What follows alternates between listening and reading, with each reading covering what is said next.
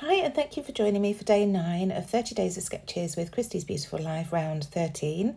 And today's sketch is by Cindy Tyre Brown. I'll leave her details in the description box down below, anything that I can find for her.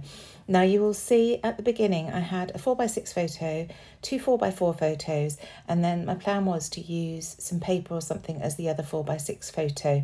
This is quite a full-on layout, the sketch. And the more I fiddled with it, the more I realised that it just isn't me. So I have used inspiration from the sketch for sure. This layout wouldn't have come about had it not been for this sketch. But my final layout is just inspired by it. It's definitely very, very different from the sketch. So I hope you'll forgive me, Cindy, if you see this. But I do appreciate the inspiration that you gave me. Like I say, there's no way this layout would have come about had I not had your sketch to work with. And sometimes you just need to use a sketch as a springboard to get the creative juices flowing. And I am thrilled with the overall final result. So there you go. So these photos are of a trip to our local Italian, our favourite Italian in Warrington last January. I'm trying to work through my 2022 photos and see where I've got gaps in my album because it's nearly complete. Well, albums, I should say. They're nearly complete now. So just trying to fill in those gaps of the stories that I still need to tell. And I'm using Vicki Boutin's print shop. And this was a special trip to Caruso because James at Christmas declared that he was going to treat our family plus mum and dad to a meal out at Crusoe's because his business had been thriving. So that was really sweet of him. He was only 15 at the time, so a really lovely gesture from James. So I'm just using some 6x8 papers to build up some layers behind my photos. I'm just going to layer up behind that one of Dad and Ross at the bottom, the one I'm working on now, and then the one of James at the top. The photo of Amelia I'm not going to add any layers to because it's bordered by pattern papers all around. I've got that little ticket at the bottom that's from the Papery paper pack and a tag at the top that says Big Smile. And then it's bordered by the photos of James and Dad and Ross. So that was my reasoning. So I'm just carrying on layering up. I'm literally just grabbing the pieces of paper that I've got on my desk. I use that purple dotted piece to match the photo of Dad and Ross because Dad's got a purpley burgundy top on. And then I use the reverse of that to create more mats, a navy piece that I had a scrap of, and so on and so forth. And these little bits are actually the branding strips at the top of the 6x8 paper pad that I'm just adding in. If you've watched me for a while, you know I do love to layer any little bits and pieces of scraps that I've got on my desk. It really does add so much impact to your page, so if you can, give it a go. It's really great to get those little bits used up, and like I say, it adds great impact on the page itself. So just gluing all these bits down. I'm deciding not to distress the edges this time. I just wanted to go for it. And I do like the overall look. I'm struggling not to distress, but it does look nice in the end. So just adding that little bit of yellow there, and I've got that floral piece. Like I say, all these are from the branding strips that I cut off at the top of the layouts. And that's the last piece that I'm working with now. I was determined to use all these little bits that are lying on my desk. So just adding that to the right-hand side of that photo.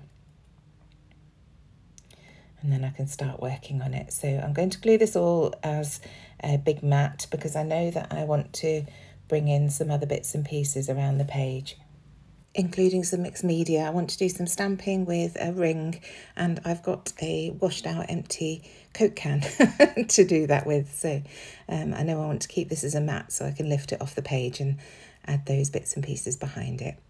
So just slowly going around and getting everything adhered down. The left-hand side I want to keep straight on the very edge of the page. So I'm consciously making the effort to make sure that everything on that left-hand side is straight. I have a tendency to go off slightly, so I'm just trying very hard to keep everything layered together like that. And also not to cover Dad's head. So it's a struggle. There we go. So I think I've got everything glued down now. Just checking that left-hand edge, like I say.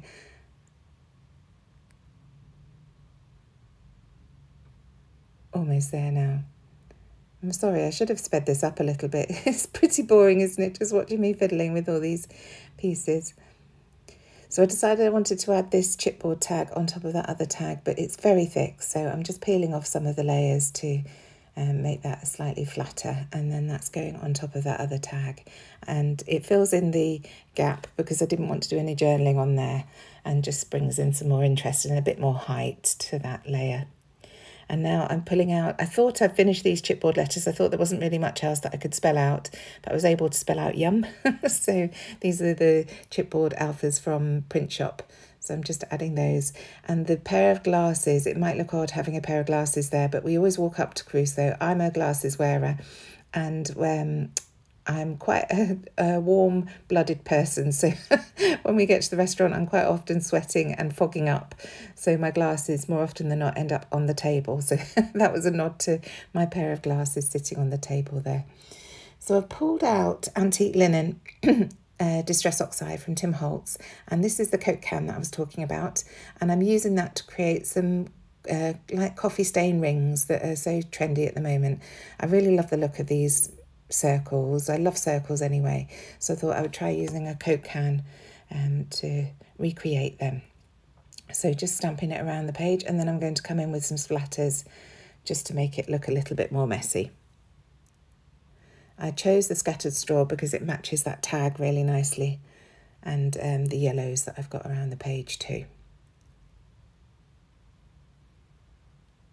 So got some quite big blobs going on there, so I'm just going to bring in some kitchen towel and blot that up. I'm a little bit impatient today while I was creating this layout, so normally I'd leave it to air dry, but I couldn't wait. So this pocket patch has been sitting around in the ephemera box that I've got for ages for Print Shop, and I decided today was the day I was determined to use it. So you can see I've trimmed off the top and used that as a layering piece on the right hand side of the photo of Dad and James, and then the bottom piece I've tucked under the bottom of the photo, and that's actually going to be where I add my journaling. So now I'm going through the chipboard stickers, and I just chose that today that I've added on the photo of Dad and Ross. And then the journaling reads, James's business has taken off so well, at Christmas he decided he'd take us all to Crusoe for lunch. So just documenting exactly why we were there. So adding some wet glue to the back of this mat so I can glue it all down at once, and then I can continue to embellish. So these little blue stars are from the chipboard sheet, and I decided to add a couple of those around this bottom cluster. And then I'm going to add some wax twine to that tag at the top and just let it trail down almost on itself. I've chosen a navy blue because there's lots of navy blue in this layout. At first I think it's going to go to the right, but I don't like the look of it, so it just trails right down that tag. And I'll just tuck it underneath that corner and trim off the edges, or the ends I should say. So now I'm coming in with my Florence alphabets just to write Cafe Crusoe across the bottom. That will be my title. But I get sidetracked by the sticker sheet.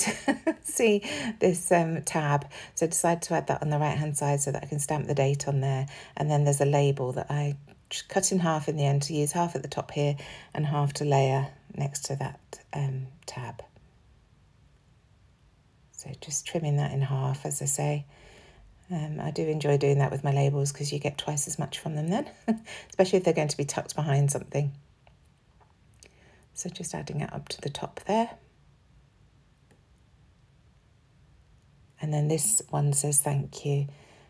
So it was quite important to add that to the photo of James, just so that when we're flicking through the album, we can see that that was the day he took us. So going back in with these Florence alphabets, you can see I've got several sheets of the blue ones because they're definitely my favourite. So trying to use up the letters from the top sheet unless they aren't there, and then moving on to the next sheet. So coming in with my roller date stamp to add the date to that tab, as I mentioned. Even though I spelt it out in the stickers at the bottom, I still wanted to add it to that tab. And then I'm going to cover up the photos and come in with some black ink splatters with my Black Soot Distress Oxide spray. I found that using the nozzle doesn't work that well for me, so I'm actually coming in with a paintbrush so I can get some really big blobs as well. So just like that. And I will blot those up with the end of a tissue just so that they dry more quickly, really. And that's it. That's the end of the layout, more or less. Thank you so much for joining me. I really hope you've enjoyed this process. Like I say, sometimes a sketch is just a springboard for ideas. It doesn't have to be, you don't have to finish the way the sketch started, but if it's inspired you to create, then that's the point, isn't it? Thanks again, and I shall see you tomorrow for day 10. Bye.